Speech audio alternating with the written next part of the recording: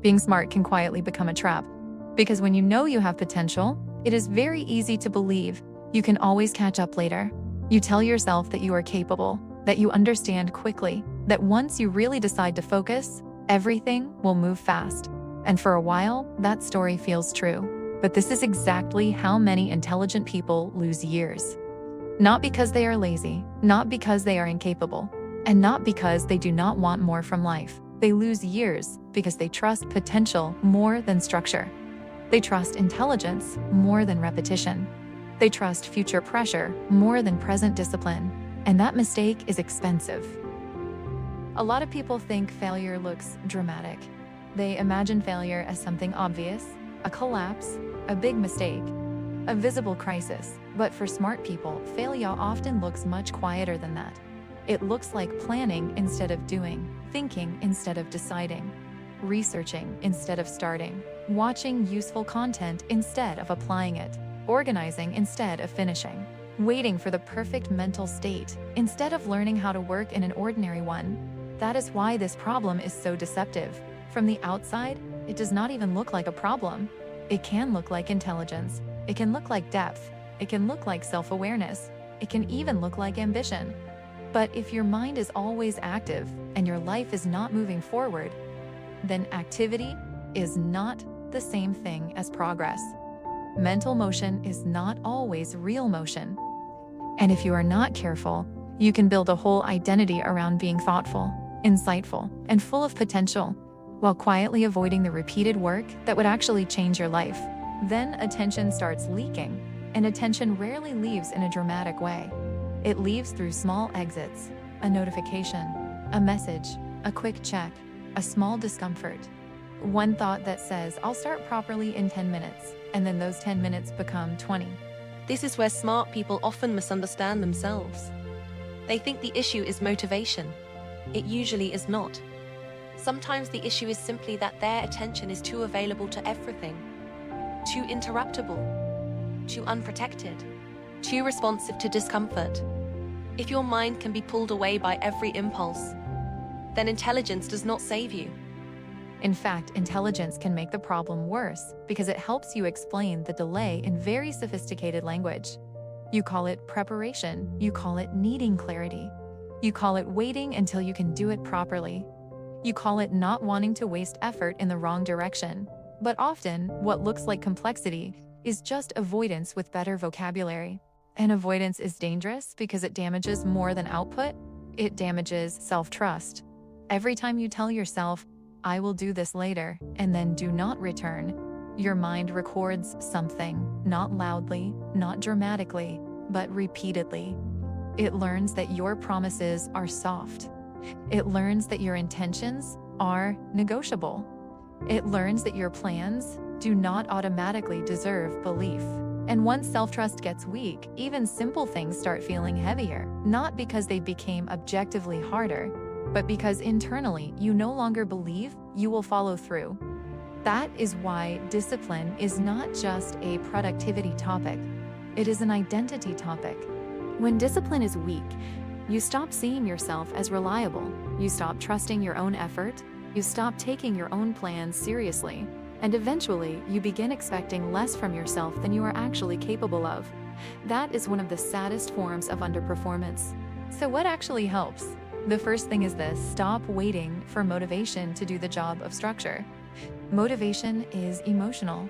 It changes with sleep, hormones, stress, weather, mood, and environment. It is real but unstable. It is a bonus, not a system. Discipline is different. Discipline is structural.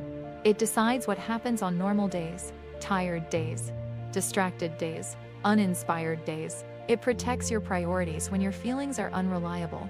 And that is the point. The goal is not to become a machine. The goal is to become less negotiable with yourself. So here is the practical framework.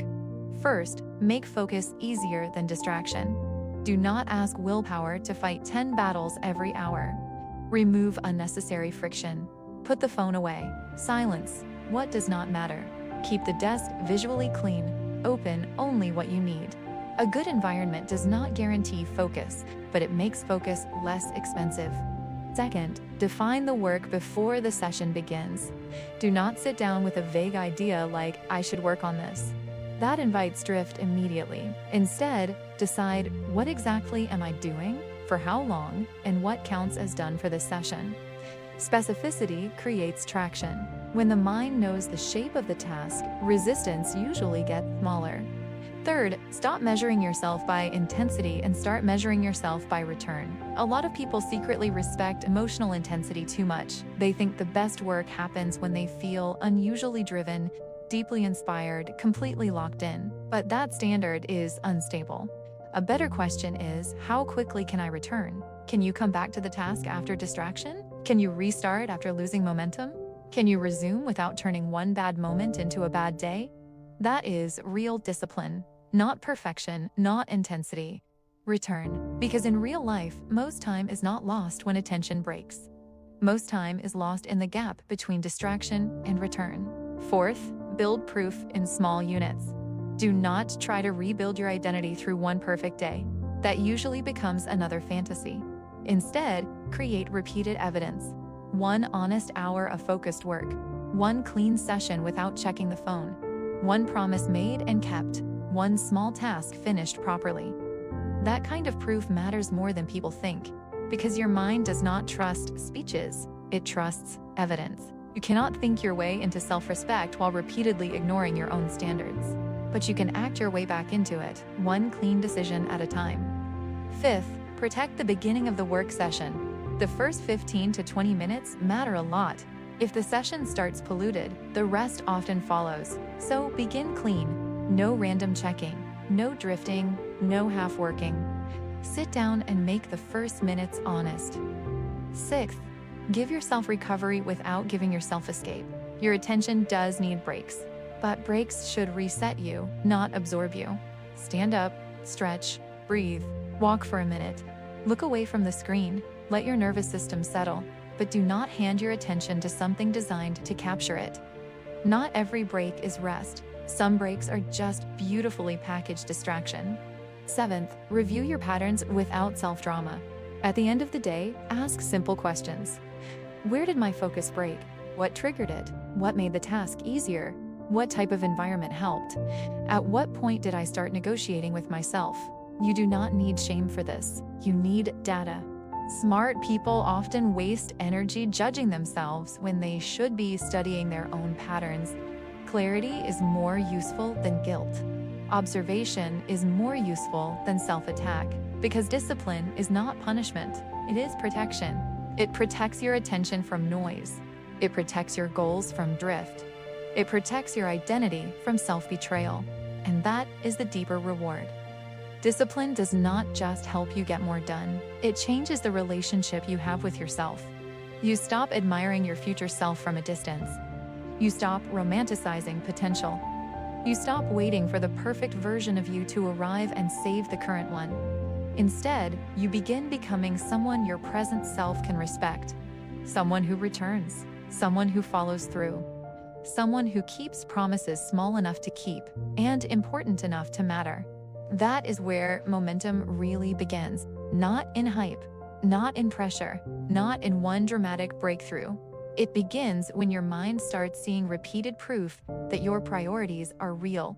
So, if you are smart but inconsistent, stop flattering yourself with potential.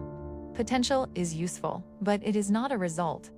Audit your environment, tighten your routine, reduce friction, protect your attention, train return, build proof. Your life will not be shaped by talent alone. It will be shaped by what your mind repeatedly obeys. Potential is possibility. Discipline is proof, and proof is what changes a life over time. If this resonated, save this video and tell me in the comments, what breaks your focus most often right now?